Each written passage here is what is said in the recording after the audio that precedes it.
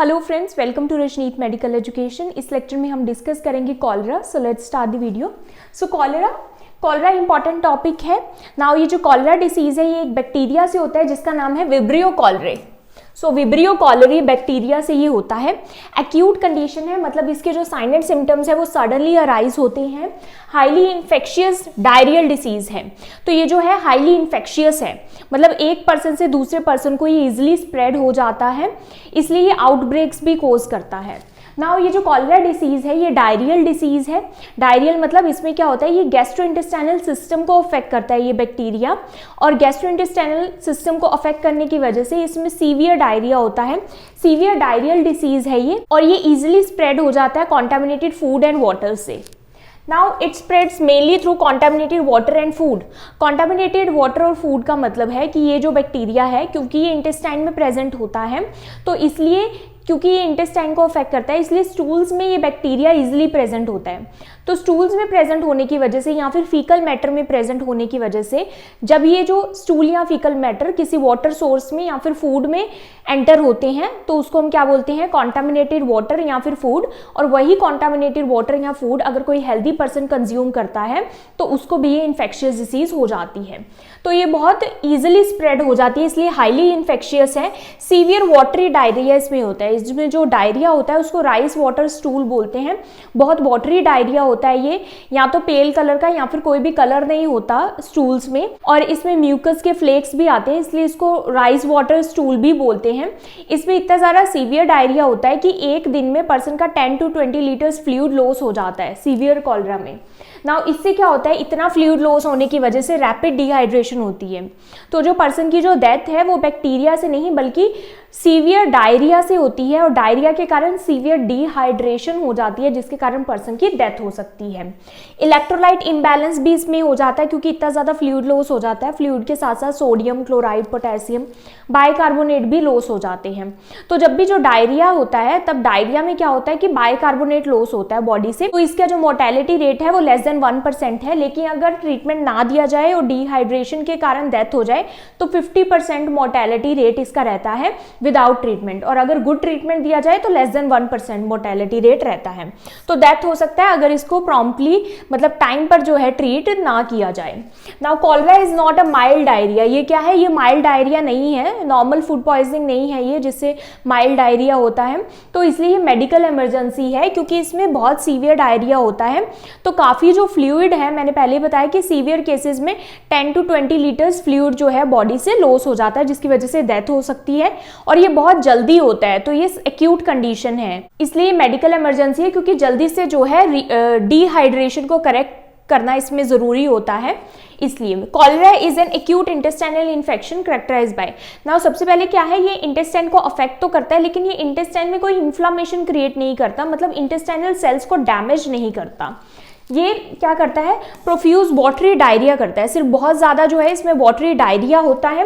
Rapid dehydration जिसकी वजह से होती है, फ्लूइड लॉस होने की वजह से इलेक्ट्रोलाइट इम्बैलेंस हो जाता है, और सीवियर केसेस में क्या होगा, इतना फ्लूइड लॉस हो जाएगा कि बॉडी में फ्लूइड नहीं बचेगा। तो वो जो स्टेट होती है उसको हाइपोवोलीमिया कहते हैं।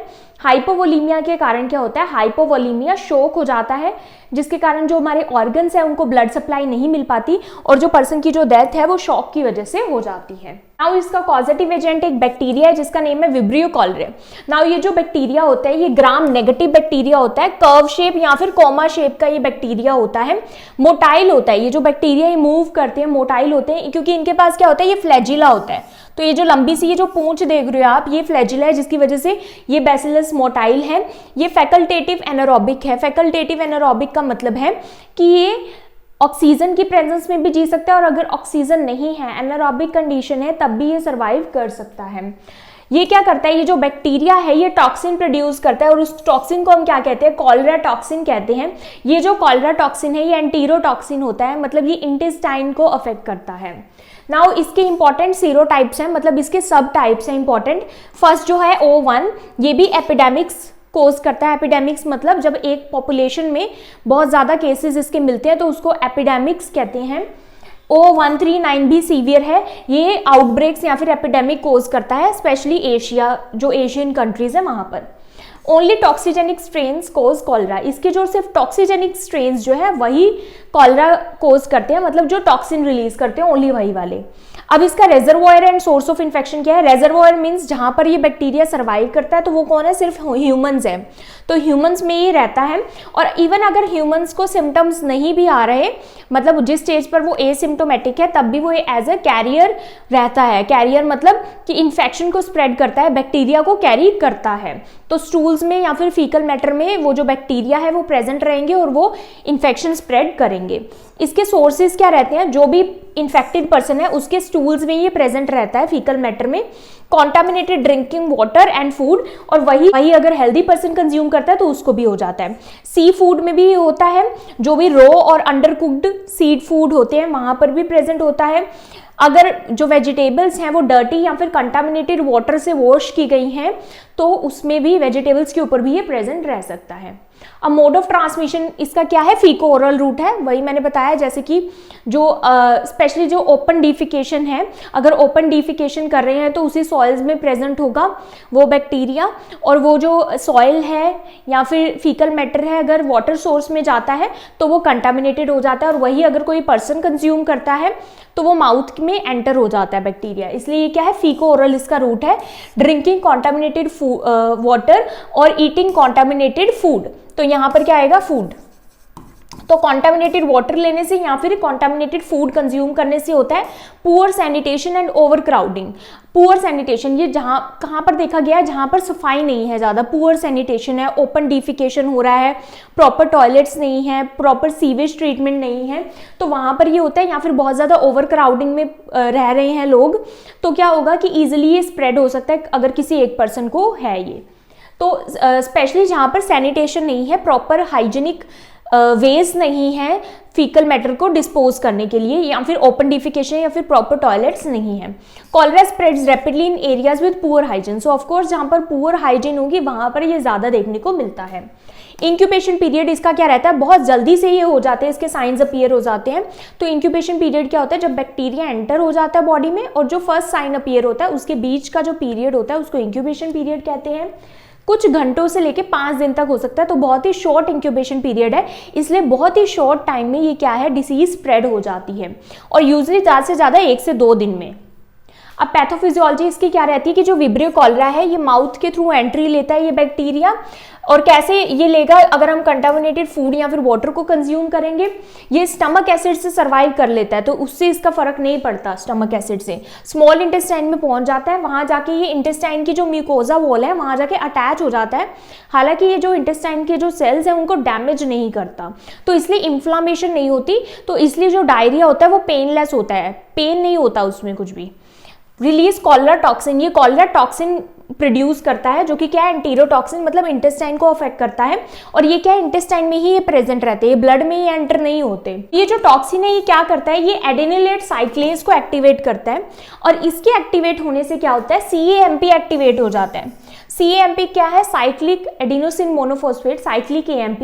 ये साइक्लिक AMP हमेशा ऑन रहता है इसके ऑन होने से। अब साइक्लिक AMP का नॉर्मल जो फंक्शन है वो क्या है कि इंटेस्टाइन में फ्लूइड एंड इलेक्ट्रोलाइट्स को रेगुलेट करना, लेकिन CAMP के हमेशा ऑन रहने से, हमेशा वहाँ प्रेजेंट रहने से क्या होता है कि इंटेस्टाइन में क्या आता है? ये इंटेस्टाइन को सिग्नल देता है, तो एक तरह से ये मैसेंजर है, सेकेंडरी मैसेंजर, जो इंटेस्टाइन को सिग्नल देता है कि वो जितना भी जो फ्लूइड है वो सिक्रीट होने लग जाता है इंटेस्टाइन में। तो इंटेस्टाइनल सेल से क्या आता है? जो चैनल्स होते हैं, आयन चैनल्स, वो ओपन हो जाते हैं, जिसकी वजह से जो क्लोराइड है वो इंटेस्टाइन में आ जाता है। क्लोराइड के साथ साथ सोडियम आता है, और सोडियम के साथ साथ वाटर आता है। तो क्लोराइड, सोडियम, वाटर ये बहुत ज़्यादा अमाउंट में इंटेस्टाइन में आ जाता है, जिसकी वजह से क्या होता है कि हमेशा इंटेस्टाइन जो है वो ओपन रहती है। हमेशा इंटेस्टाइन इस तरह से ओपन रहती है जैसे एक टैप खोल दी हो जिससे वाटर चलता जा रहा है। तो इसी तरह से इंटेस्टाइन में क्या आ जाता है? बहुत ज़्यादा फ्लूइड आ जाता है, जिसके साथ साथ क्या होता है? बहुत ज़्यादा इलेक्ट्रोलाइट्स आ जाते हैं, जिसकी वजह से सीवियर डायरिया होता है। तो इससे क्या होता है, मैसिव सिक्रीशन हो जाती है इंटेस्टाइन में वाटर की, सोडियम की, क्लोराइड की और बाइकार्बोनेट की, जिसकी वजह से सीवियर वाटरी डायरिया होता है। तो ये जितना भी जो फ्लूइड है, इलेक्ट्रोलाइट है, ये क्या है, बॉडी से बाहर जाता है डायरिया की फॉर्म में। तो प्रोफ्यूज डायरिया होता है, बहुत ज्यादा वाटरी डायरिया होता है, जिसकी वजह से सीवियर डिहाइड्रेशन हो जाती है। इलेक्ट्रोलाइट इम्बैलेंस होता है, जो भी इलेक्ट्रोलाइट्स है वो लॉस हो जाते हैं बॉडी से, और सीवियर डिहाइड्रेशन की वजह से ब्लड वॉल्यूम नहीं रहता, फ्लूइड काफी ज्यादा लॉस हो जाता है, जिसकी वजह से शॉक की कंडीशन हो जाती है एंड ऑर्गन फेलियर स्टार्ट हो जाता है। नाउ इसमें जो साइन एंड सिम्टम्स आते हैं, फर्स्ट तो यही है, डायरिया होता है। इसमें सडन ऑनसेट डायरिया होगा, थोड़े टाइम में ही एकदम से डायरिया लगने लग जाएगा। 1 घंटे में बार बार 15 to 20 एपिसोड्स हो सकते हैं डायरिया के। राइस वाटर स्टूल होता है, राइस वाटर जिस तरह से होता है उस टाइप का स्टूल रहता है, क्योंकि स्टूल क्या रहता है, बहुत ज्यादा वाटरी रहता है। पेल या फिर विदाउट कलर भी हो सकता है, विद म्यूकस फ्लेक्स, उसमें म्यूकस के फ्लेक्स आते हैं, म्यूकस की वजह से कैसा लगता है, राइस वाटर स्टूल लगता है। पेनलेस होता है और कोई भी फाउल स्मेल उसमें नहीं होती। फाउल स्मेल क्यों नहीं होती, क्योंकि वहां पर क्या है, कोई इन्फ्लामेशन नहीं हो रही, जस्ट वो आयन चैनल्स खुल गए हैं, जिसकी वजह से सारा जो फ्लूइड है वो इंटेस्टाइन में आ रहा है। ब्लड या पस इसमें नहीं होगी। तो इंपॉर्टेंट क्या है यहाँ पर साइन, कि कॉलरा में पस या फिर ब्लड नहीं होता डायरिया में। सेकेंड, इसके साथ वॉमिटिंग हो सकती है, profuse projectile without nausea. Profuse बहुत ज्यादा वॉमिटिंग हो सकती है, प्रोजेक्टाइल मतलब सडनली वॉमिटिंग आएगी, नोजिया नहीं होगा, सडनली एकदम से वॉमिट आएगी। साइंस ऑफ डिहाइड्रेशन क्या है, अब जब डिहाइड्रेशन हो जाती है तो उसके साइंस क्या रहते हैं, थर्स्ट प्यास लगती है, ड्राई माउथ या फिर ड्राई टंग हो जाती है, संकन आइज, आइज अंदर की तरफ हो जाती है, डिक्रीज यूरिन आउटपुट रिड्यूस हो जाता है, and poor skin turgor. Poor skin turgor का मतलब है कि जब हम स्किन को ऐसे पिंच करते हैं, तो जब हम स्किन को छोड़ते हैं, जैसे हमारी तो एकदम से चली जाती है, लेकिन जिनको डिहाइड्रेशन होता है उनको बहुत टाइम लगता है स्किन की दोबारा से वापस जाने में, उस स्टेज में स्किन को दोबारा वापस जाने में। ये इसलिए होता है क्योंकि जो इलास्टिसिटी है स्किन की वो लॉस हो जाती है डिहाइड्रेशन के कारण। नाउ सीवियर डिहाइड्रेशन का में क्या होता है, शॉक हो जाता है, ब्लड प्रेशर। अब शॉक के साइंस क्या है कि ब्लड प्रेशर लो हो जाएगा, हार्ट रेट बढ़ जाएगा, कोल्ड क्लैमी स्किन होगी, एन्यूरिया या फिर ओलिग्यूरिया मतलब यूरिन आउटपुट बहुत कम हो जाएगा, कॉन्शियसनेस ऑल्टर हो जाएगी, पर्सन का जो मेंटल स्टेटस है वो उसमें चेंजेस देखने को मिलेंगे। कॉम्प्लिकेशंस क्या हो सकती है, सीवियर डिहाइड्रेशन, हाइपोवोलिमिक शॉक हो सकता है, इलेक्ट्रोलाइट इम्बैलेंस और एक्यूट किडनी इंजरी, क्योंकि जब ब्लड वॉल्यूम नहीं होगा, डिहाइड्रेशन होगा, तो किडनीज को भी ब्लड वॉल्यूम नहीं मिलेगा और इलेक्ट्रोलाइट इम्बैलेंस की वजह से एक्यूट किडनी इंजरी होगी एंड डेथ हो जाएगी अगर अनट्रीट रहा ये। डायग्नोसिस क्या आता है, इसका जो गोल्ड स्टैंडर्ड है वो है स्टूल कल्चर करना। स्टूल का कल्चर करना, बैक्टीरिया को ग्रो करना और देखना अंडर माइक्रोस्कोप की कौन सा बैक्टीरिया है, तो ये गोल्ड स्टैंडर्ड है। देन आता है डार्क फील्ड माइक्रोस्कोपी, इसमें क्या स्पेशल माइक्रोस्कोप यूज किया जाता है, उसमें बैक्टीरिया को देखा जाता है। तो बैक्टीरिया क्या है, इसमें फ्लैजिला होता है, तो ये इजिली जो बैक्टीरिया है दिख जाता है। रैपिड डायग्नोस्टिक टेस्ट में क्या आता है, डिपस्टिक टेस्ट आता है। तो डिपस्टिक टेस्ट जब आउटब्रेक्स होते हैं, मतलब बहुत ज़्यादा केसेस आ रहे होते हैं इसके, तो उस टाइम पर डिपस्टिक टेस्ट करते हैं, मतलब कि जो जैसे स्टूल का सैंपल लिया तो उसमें स्टिक को डिप करते हैं, देन देखते हैं कि पॉजिटिव है या नेगेटिव है। तो ये स्क्रीनिंग टेस्ट होता है, हालांकि कंफर्मेटरी टेस्ट स्टूल कल्चर से ही होता है, बट ये जो टेस्ट के जो रिजल्ट्स हैं इसका हम वेट नहीं करते, जो साइन एंड सिम्टम्स के बेस पे। तो अगर सीवियर डायरिया हो रहा है, स्किन टर्गर देख के साइंस ऑफ डिहाइड्रेशन अगर है, तो हम एकदम से ट्रीटमेंट स्टार्ट करते हैं, क्योंकि ये जो डिहाइड्रेशन है या फिर डायरिया है ये बहुत सीवियर होता है, तो इसमें डिहाइड्रेशन बहुत ज़्यादा जा सकती है, जिसकी वजह से पर्सन की डेथ हो सकती है। इसलिए हमने एकदम से जो है फ्लूइड्स देना स्टार्ट कर देना है, हमने इन टेस्ट के रिजल्ट्स का वेट नहीं करना। ब्लड टेस्ट में क्या होगा, रेज्ड हिमेटोक्रिट। अब हिमेटोक्रिट जो ब्लड टेस्ट है वो ये नहीं बताता कि बैक्टीरिया प्रेजेंट है, ब्लड टेस्ट ये बता रहा है कि डिहाइड्रेशन है। तो हिमेटोक्रिट का लेवल इंक्रीज होगा क्योंकि ब्लड सेल्स ही दिखेंगे, ब्लड में जो फ्लूइड है वो नहीं होगा। इसका सिंपल सा मतलब है कि ब्लड जो है कॉन्सेंट्रेटेड हो जाएगा, गाढ़ा हो जाएगा। इलेक्ट्रोलाइट इम्बैलेंस देखने को मिलेगा, सोडियम पोटेशियम क्लोराइड का लेवल जो है वो इम्बैलेंस होगा। Diagnosis should not delay the treatment. Now treatment क्या आता है इसमें, लाइफ सेविंग क्या है, इसमें जो प्राइमरी जो फर्स्ट प्रायोरिटी रहेगी वो रहेगी डिहाइड्रेशन को करेक्ट करना, क्योंकि डिहाइड्रेशन की वजह से ही पर्सन की डेथ होती है। तो रीहाइड्रेशन करना है, रीहाइड्रेशन थेरेपी सबसे इंपॉर्टेंट है, मतलब दोबारा से हाइड्रेट करना है पर्सन को। तो इसमें अगर तो पर्सन कॉन्शियस है, अवेयर है, तो ओरल रिहाइड्रेशन सोल्यूशन ORS जो कि WHO के अकॉर्डिंग है, तो ये माइल्ड टू मॉडरेट डिहाइड्रेशन में हम देते हैं, जिसमें पर्सन अलर्ट है, कॉन्शियस है, बातचीत कर रहा है, ओरल फ्लूइड्स को ले सकता है। तो WHO ORS प्रेफर्ड किया जाता है। Next is IV fluids. IV fluids हम सीवियर डिहाइड्रेशन में देंगे जिसमें पर्सन क्या है, उसका मेंटल स्टेटस ऑल्टर्ड है, अगर अनकॉन्शियस है तो इसमें हम RL रिंगर लैक्टेट को प्रेफर करते हैं, इसको प्रेफर करेंगे। और अगर RL नहीं है, क्योंकि RL से ही क्या होता है कि जो भी बाइकार्बोनेट है, क्लोराइड है, सोडियम, ये सभी बैलेंस हो जाते हैं। और अगर ये नहीं है तभी हम नॉर्मल सलाइन को देंगे। अब एंटीबायोटिक्स, एंटीबायोटिक्स क्या होगा, सेकेंडरी ट्रीटमेंट है। ये प्राइमरी हमारा पहले पेशेंट का ओरल, पहले पेशेंट का हाइड्रेशन स्टेटस करेक्ट करना प्राइमरी है। देन प्रायोरिटी, एंटीबायोटिक्स प्रायोरिटी नहीं है, एंटीबायोटिक्स सेकेंडरी है। अब एंटीबायोटिक्स देने से क्या होगा, जो ड्यूरेशन है डायरिया की वो शॉर्ट हो जाएगी, वॉल्यूम ऑफ स्टूल्स भी कम हो जाएगा। तो कॉमनली जो हम एंटीबायोटिक्स देते हैं वो डॉक्सीसाइक्लिन देते हैं सिंगल डोज, एजिथ्रोमाइसिन या फिर सिप्रोफ्लॉक्सासिन। एंटीबायोटिक सपोर्टिव है, प्राइमरी ट्रीटमेंट नहीं है। देन उसके बाद आता है zinc supplements. Zinc supplement children के लिए होता है, ये डायरिया की जो ड्यूरेशन है उसको रिड्यूस कर देता है, क्योंकि जिंक जो है इंटेस्टाइनल सेल्स को क्या करता है, रिपेयर करता है। अब प्रिवेंशन एंड कंट्रोल कैसे करेंगे, सेफ वाटर लेंगे, जो भी वाटर है, अब तो घर पर क्या है RO प्योरीफायर्स है, नहीं है तो वाटर को बॉयल करना है या फिर क्लोरीनेटेड वाटर जो है वो कंज्यूम करना है। जैसे कि स्विमिंग पूल्स वगैरह है, वहाँ पर क्लोरीन डाला जाता है ताकि वो कंटामिनेटेड नहीं रहे water. Then food safety, well cooked food, जो रॉ फूड होता है या फिर अनकुक्ड फूड होता है वो नहीं कंज्यूम करना चाहिए, रॉ सी फूड जो है नहीं कंज्यूम करनी। पर्सनल हाइजीन, जैसे कि hand washing, proper sanitation, use करने के बाद हैंड्स को अच्छे से क्लीन करना, तो ये बहुत इंपॉर्टेंट है। वैक्सीनेशन, इसके लिए ओरल कॉलरा वैक्सीन भी अवेलेबल है। ये एंडेमिक एरियाज में यूज होती है जहां पर बार बार कॉलरा के केसेस आते हैं, तो इसमें ओरल किल्ड वैक्सीन यूज की जाती है। ये पार्शियल प्रोटेक्शन प्रोवाइड करती है, 100% नहीं प्रोवाइड करती, तो ये 100% इफेक्टिव नहीं है। Use for public health control, public health control ये दी जाती है ताकि बहुत ज़्यादा सीवियर केसेस ना आए, लेकिन ये 100% इफेक्टिव नहीं होती।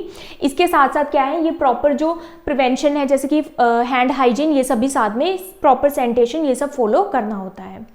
So I hope you understood this video. If you understood, then please like, subscribe and share to my channel. Thank you for watching.